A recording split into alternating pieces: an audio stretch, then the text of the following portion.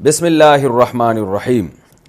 عورت کا سر پر جوڑا باندھنا، کیا آپ صلی اللہ علیہ وسلم کی ایسی کوئی حدیث ہے کہ میری امت کی عورتوں نے اونٹ کے کوہان کی طرح جوڑے باندھے ہوئے ہوں گے؟ تو کیا عورت کے لیے جوڑا باندھنا جائز ہے؟ اگر گھر میں غیر محرم نہ ہوں تو کیا اس صورت میں باندھ سکتی ہے؟ نیز اس حالت میں نماز ہو جاتی ہے یا نہیں؟ امت اللہ صاحبہ انڈیا سے۔ رسول اللہ صلی اللہ علیہ وسلم نے فرمایا کہ قرب قیامت میں ایسی عورتیں پیدا ہوں گی کاسیاتن عاریاتن، لباس پہننے کے باوجود برہنہ ہوں گی، اور فرمایا رؤوسہن کاسنمۃ البخت، ان کے سر ایسے ہوں گے جیسے اونٹ کے کوہان، جیسے اونٹ کا کوہان اٹھا ہوا ہوتا ہے نا، تو ایسے سر ان کے اٹھے ہوئے ہوں گے۔ تو اس سے صاف پتہ چلتا ہے کہ عورت کے لیے سر کے بال اوپر کی طرف اٹھا کے رکھنا یہ ناجائز اور حرام ہے۔ تو جوڑا باندھنا ہے تو پیچھے کی طرف باندھیں، اوپر کی طرف نہ باندھیں، چاہے محرم ہو یا نہ ہو، اس سے کوئی فرق نہیں پڑتا۔ تو ایسی عورتوں کے بارے میں نبی نے فرمایا لا یجدن ریح الجنہ وان ریحها لیوجد من مسیرۃ کذا وکذا، یہ جنت کی خوشبو بھی نہیں پائیں گی، حالانکہ جنت کی خوشبو تو بہت دور سے محسوس ہوگی۔ اور ایسی حالت میں عورت کے لیے نماز بھی جائز نہیں ہے، مکروہ تحریمی ہے، کیونکہ نماز کے اندر گناہ کا ارتکاب کیا جا رہا ہے۔ تو جب بھی گناہ کے ساتھ نماز پڑھی جاتی ہے تو اس کا اعادہ لازم ہوتا ہے۔ جوڑا بنا کر نماز، اتر پردیش یو پی، یہاں سے خاتون نے پوچھا ہے، اتر پردیش ہمارا بھی وطن جو ہے نا یو پی ہے، سہارنپور۔ جب بھی کوئی صاحب اتر پردیش سے رابطہ کرتے ہیں نا تو ایک دم ہمیں اپنے ابا دادا یاد آ جاتے ہیں۔ کیا بال کو جوڑا بنا کر نماز ہو جاتی ہے؟ بال کو کا جوڑا بنا کر اگر سر پہ یعنی اوپر کی جانب جوڑا بنایا ہے تو پھر نماز مکروہ ہے، کیونکہ حدیث میں ایسی عورت پر لعنت وارد ہوئی ہے۔ پیچھے کی جانب اگر جوڑا بناتی خاتون تو ٹھیک ہے۔ آئی لائنز لگانا، یو پی سے کسی نے پوچھا ہے خواتین کے لیے آنکھوں پر آئی لائنز لگانا کیسا ہے؟ میں نے سنا کہ یہودی لگایا کرتے تھے۔ آئی لائنر یہ کیا ہوتا ہے بھائی؟ آئی لائنر یہ کیا ہوتا ہے؟ کاجل کی طرح ہوتا ہے؟ بہرحال جی یہ کہہ رہے ہیں کاجل کی طرح کی کوئی چیز ہے آئی لائنر، تو لگانا جائز ہے، یہودی تو لگایا کرتے تھے، لگاتے بھی ہوں، تو یہ تو ایک زینت کی چیز ہے نا، اس کا یہودیوں سے کوئی مذہبی رسم تھوڑی ہے۔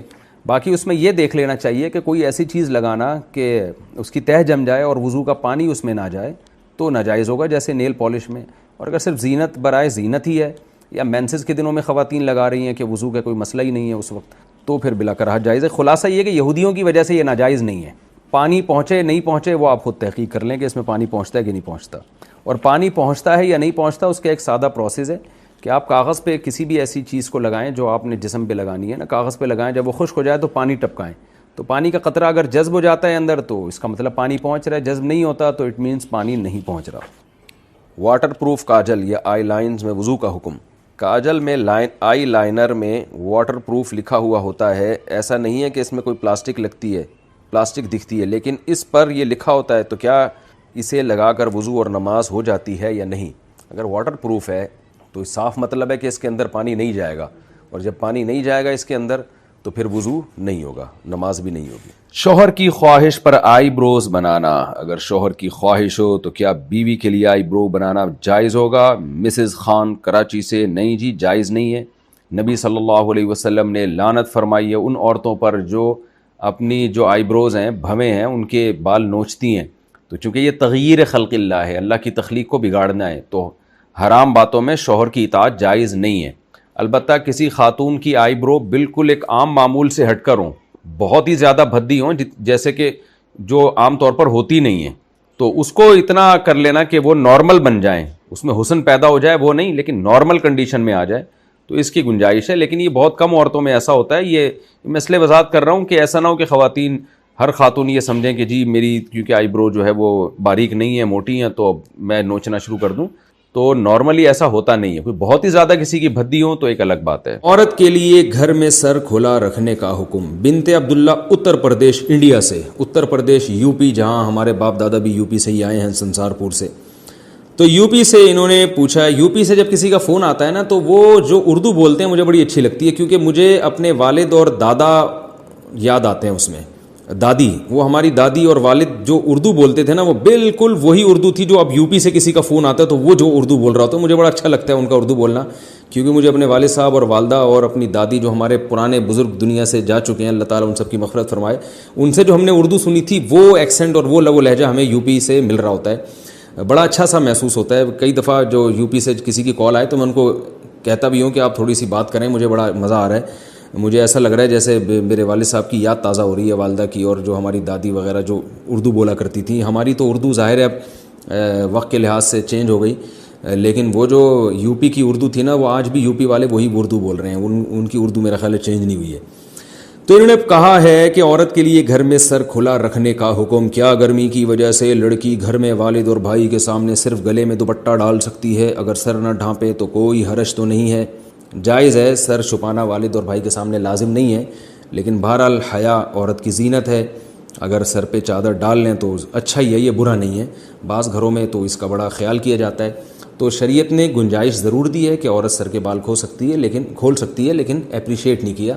تو اگر چادر سر پہ رکھیں تو زیادہ اچھی بات ہے, لیکن کوئی فرض نہیں ہے. اذان کے دوران سر پر دوپٹہ لینا, کیا اذان کے وقت سر پر دوپٹہ نہ لینا گناہ کا باعث ہے؟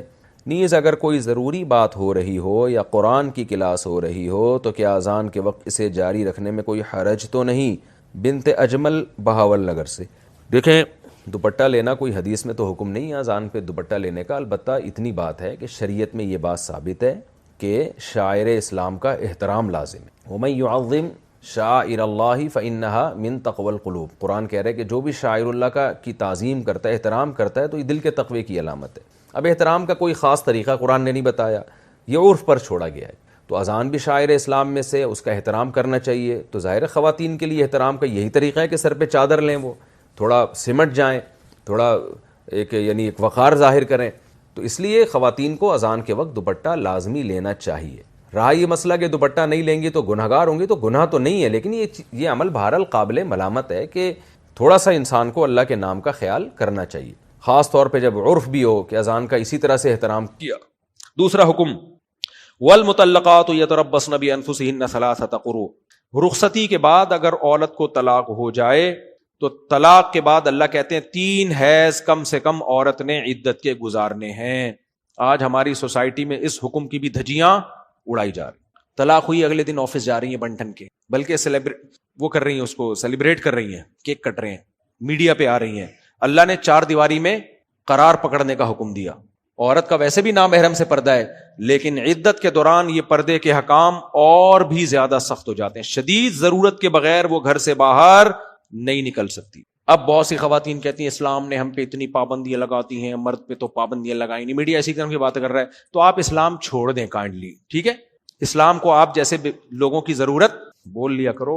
اس طرح کی خواتین ہے نا, ایکچولی ہم کیوں عدت, وہ جس نے دی ہے وہ تو گھوم رہا ہے موٹر سائیکل پہ ویلیاں لگاتا پھر رہا ہے, ہمیں طلاق ہوئی ہے, ہمیں باؤنڈ کیا جا رہا ہے. عدت شوہر کے گھر میں ہوتی ہے. اگر وہاں آج کل عدت کہا جاتا ہے جب طلاق ہونا تو لڑکی اپنے والدین کے گھر میں, کیونکہ شوہر 3 طلاقیں دے کے فتویٰ لے آتا ہے بیوی کو حلال کرنے کے لیے, تو اس لیے 3 طلاقیں دیتے ہی ہم پھر بیوی کو مشورہ دیتے ہیں فوراً اپنے اماں ابا کے گھر چلی جاؤ, اس سے پہلے کہ کوئی مفتی بیٹھا ہوا ہو اور بیوی حلال کر کے حرام بیوی اس کو پکڑا دے, کیونکہ مفتی مارکیٹ میں فتوی دینے والے دبا کے ہیں. ابھی میں قرآن کی آیتیں اس سے متعلق بھی پڑھوں گا. تو بہرحال طلاق عدت شوہر کے گھر میں ہو, اصل تو شوہر کا گھر ہی ہے, قرآن میں صاف ہے, لیکن مجبوری ہو تو پھر ماں باپ کے گھر میں, لیکن عدت گھر میں ہوگی. شدید ضرورت میں گھر سے باہر نکل سکتی ہے, ادر وائز وہ گھر سے باہر نہیں جا سکتی. ایک حکم یاد رہے گا کہ نہیں رہے گا, یہ خواتین یاد رکھیں. ایک اور اللہ نے حکم دیا, وَلَا يَحِلُّ لَهُنَّ أَن يَكْتُمْنَ مَا خَلَقَ اللَّهُ فِي أَرْحَامِهِنَّ. عورت کو طلاق ہوئی, اسے پتا چلا میرے پیٹ میں حمل ہے, اس کے سوا دنیا میں کسی کو معلوم نہیں ہے. اللہ کہتے ہیں عورت کے لیے حلال نہیں ہے کہ اس حمل کو چھپا لے. سمجھ میں آ رہی ہے بات؟ عورت کے لیے حلال نہیں ہے کہ اس حمل کو چھپا لے, ظاہر کرے کہ میرے پیٹ میں اس شخص کا بچہ ہے, تاکہ بچے کے نسب میں خلل نہ ہو. ایسا نہ ہو پیٹ میں بچہ ہو, شادی کسی اور سے کر لے, بچہ پیدا ہوا, جمشید سمجھ رہا ہے کہ یہ میرا ہے, تھا وہ کس کا, ستار کا. یہ نہیں ہوتا اسلام, یہ بغیرتی اسلام میں جائز نہیں. انگریزوں کے ہاں ایسا ہوتا ہے. وہ ہوا تھا ایک کیس, بی بی سی کی رپورٹ تھی چند سال پہلے, کہ خاتون نے کیس کیا کہ یہ بچہ لوگ کہہ رہے ہیں مائیکل کا ہے, حقیقت میں یہ جیکسن کا ہے. جیکسن نے کہا میرا نہیں ہے, کورٹ نے کہا ڈی این اے ہوگا, پتا چلا نہ وہ مائیکل کا نہ وہ جیکسن کا, وہ نیلسن کا نکلا. یہ رپورٹ تھی بی بی سی کی. تو یہ ان لوگوں کے ہاں ہوتا ہے, ہونے تو وہ جانے, انہوں نے تو مذہب سے بغاوت کر کے کم از کم کرسچینٹی پہ ہی رہتے نا, مسیحیت پہ ہی رہتے, تو یہ بغیرتی تو نہ ہوتی, نہ بنتے مسلمان, اتنی اپنے مذہب پہ ہی رہ لیتے. تو اس لیے میرے بھائی ہم اس طرح کے لوگ نہیں ہیں. اللہ نے کہا کہ عورت کو ڈیورس ہوئی ہے, اس کے پیٹ میں اگر حمل ہے, اسی کو پتا ہے, کسی اور کو نہیں, وہ حمل چھپا نہیں سکتی. اور شوہر کی پرمیشن کے بغیر گرا بھی نہیں سکتی ہے وہ. نہ شوہر بیوی کی پرمیشن کے بغیر حمل گرا سکتا ہے اور نہ بیوی, اور دونوں کی رضا بھی ہو تو بھی حمل گرانا جائز نہیں ہے جب تک کہ شدید ضرورت نہ ہو, اور 4 مہینے کے بعد تو بالکل حرام ہے, گرانے کا کوئی وہ ہے ہی نہیں. اب آگے اللہ تعالیٰ فرماتے ہیں وَبُعُولَتُهُنَّ حَقُّ بِرَدِّهِنَّ فِي ذَلِكَ إِنْ أَرَادُوا إِصْلَاحًا, اگر 1 یا 2 طلاقیں ہوئی ہیں تو اللہ کہتے ہیں کہ اس دوران شوہر کو حق ہے کہ وہ رجوع کر لے. اگر 1 یا 2 طلاقیں ہوئی ہیں, عورت کے پاس یہ رائٹ نہیں ہے. مرد کو اللہ نے اختیار دیا ہے کہ 1 یا 2 دفعہ اگر ریپیٹ کیا ہے تو ابھی تمہارا حق ہے. عدالتی خلا نے یہ سارے حکام کی دھجیاں اڑا دی, ابھی ایک بھی نہیں دی ہے, پھر بھی عورت کے پاس حق ہے کہ وہ عدالت سے خلا لے اور پتلی گلی سے نکل لے. تو اس آیت کا کوئی مطلب بچتا ہے؟ پھر اللہ تو کہہ رہے ہیں مرد نے 2 دے بھی دی نا, پھر بھی بعولتہن, بال عربی میں شوہر کو کہتے ہیں, مرد کو یہ رائٹ ہے کہ وہ روک سکتا ہے بیوی. اگر وہ روک لے گا تو عورت کے پاس رائٹ نہیں ہے جانے کا. 3 ٹائم ڈیورس کا اختیار دیا, ابھی 2 کے بعد رائٹ ہے, اور عدالتی خلا نے ابھی ایک بھی نہیں دی ہے. یہ رائٹ مردوں سے چھین لیا. اور ہمارے اسکالرز, آج کل کے جو نام نہاد اسکالرز آ رہے ہیں جو کہتے ہیں یہ مقلد ہیں, حنفی ہیں, شافی ہیں, یہ لوگ مقلد ہیں. شکر ہے ہم مقلد ہیں, تبھی ہم فقہا جنہوں نے قرآن و حدیث کی ڈیپ میں جا کے قرآن کو سمجھائے, ہم نے وہاں سے سمجھائے قرآن کو.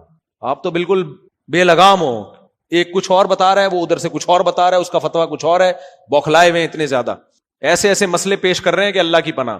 تو اس لیے اللہ نے کیا فرمایا کہ 1 اور 2 کے بعد حق کس کا ہے؟ رجوع کا. مرد کے پاس رجوع کا حق ہے.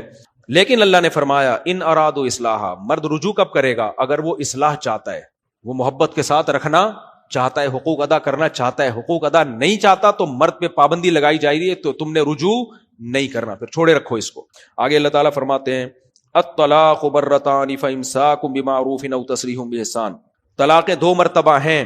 2 مرتبہ کے بعد تمہیں حق میں جلدی ان آیتوں کو ریپیٹ کروں گا کیونکہ اس موضوع پر میں کئی بار بیان کر چکا ہوں.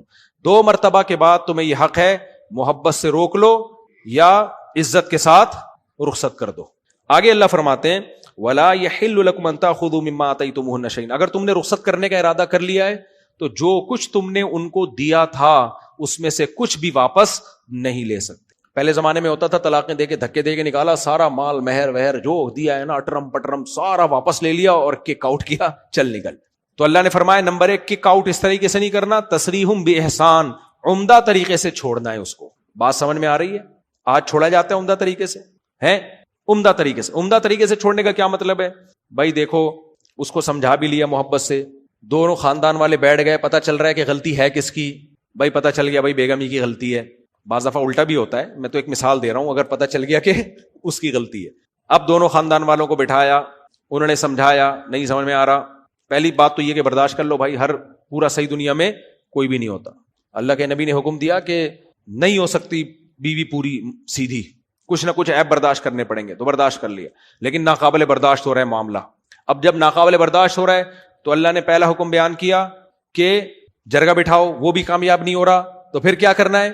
پہلے محبت سے نصیحت, دوسری آیتوں میں آتا ہے جرگہ, تیسرے میں آتا ہے علیحدگی اختیار کر لو کچھ دنوں کے لیے. تبھی جب میاں بیوی کے جھگڑے ہمارے پاس آتے ہیں نا, ہم کہتے ہیں آپ دونوں کا کوئی حل نہیں ہے, 6 مہینے کے لیے وہ اپنی اماں کے چلی ہے, اور دل چاہتا ہے دونوں کو چترول لگا کے تھوڑے دنوں کے لیے کیا کر دو, کیونکہ ایک دوسرے کی شکلیں دیکھ دیکھ کے بعض دفعہ ویسے ہی نفرت ہو جاتی ہے. ہر سیدھی بات بھی الٹی لگ رہی ہوتی ہے. جب انسان کی نفرت ہوتی ہے نا, پھر ہر بات الٹی سوئی چلنا شروع ہو جاتی ہے. اور ایک دفعہ یہ میاں بیوی میں شروع ہو گئی نا, یہ نہیں وہ ہر بات کو بیوی تن سمجھ رہی ہوتی ہے. آپ اچھی بات کر رہے ہو, آپ کہہ رہے ہو کہ آج تو تم نے بڑا اچھا پراٹھا بنایا, آ گیا خیال 20 سال میں آج تک کبھی تعریف نہیں کی ہے. آدمی کہتا ہے چلو میں سوری کرتا ہوں, نہیں آج بھی نہیں اچھا بنایا آپ نے. دیکھا دل میں جو تھا وہ آ گیا نا. یہ چل رہا ہوتا ہے کس میں؟ یہ چل رہا ہوتا ہر بات الٹی, ہر بات الٹی. تو ایسے میں حل کیا ہوتا ہے یار؟ تھوڑے دنوں کے لیے الگ ہو جاؤ, 6 مہینے وہ ادھر تم ادھر رہو. اصل میں تو قرآن نے کہا بستر الگ کر دو, لیکن آج کل کی خواتین ایسی نہیں ہے کہ آپ بستر الگ کر کے ادھر سو, وہ نہیں سونے دے گی آپ کو. وہ کہے کہ کیوں وہاں کیوں سو, شادی کیوں کی تھی تم نے؟ تو پرانے زمانے میں آدمیوں کا روب ہوتا تھا, وہ چاہتے تو سو جاتے, چاہتے تو دوسرے کمرے میں سو جاتے. اب ایسا نہیں ہے, دوسرے کمرے میں تمہارا باپ بھی نہیں سو سکتا بیوی کی مرضی کے بغیر. وہ وہاں آ جائے گی, بولے گی کیوں کیوں. تو اس لیے سجیشن کیا ہے, بیگم تھوڑے دنوں کے لیے ماں کے گھر رہ لے, آپ یہیں رہ لیں یا جہاں مرضی دفع ہو جائیں, یا ٹرک کے نیچے آ کے مر جائیں, وہ آپ کی چوائس ہے. تو یہ طریقہ بھی ناکام ہو رہا ہے. تو پھر اسلام نے کیا کہا بھائی؟ اللہ کہتے ہیں پھر 1 طلاق دی جا سکتی ہے, اور اگر رجوع کرنا ہے تو یہ سوچ کے رجوع کرنا کہ دوبارہ وہی کچھ نہیں کرنا جو پہلے کیا تھا. اصلاح کی نیت سے رکھنا چاہتے ہو محبت کے ساتھ تو ٹھیک ہے, ادروائز نہیں. آگے اللہ تعالیٰ فرماتے ہیں کہ 1 روپیہ بھی تمہارے اگر چھوڑنے کا ہی ارادہ کر لیا ہے تصریح بِإِحسان, تو پھر کیا ہوگا بھائی, محبت سے بتا دیا جائے کہ ہم دونوں کی نہیں بن رہی ہے, تو میں آپ جس سلسلے میں حاضر ہوا تھا اس سلسلے کو میں ریورس کر رہا ہوں.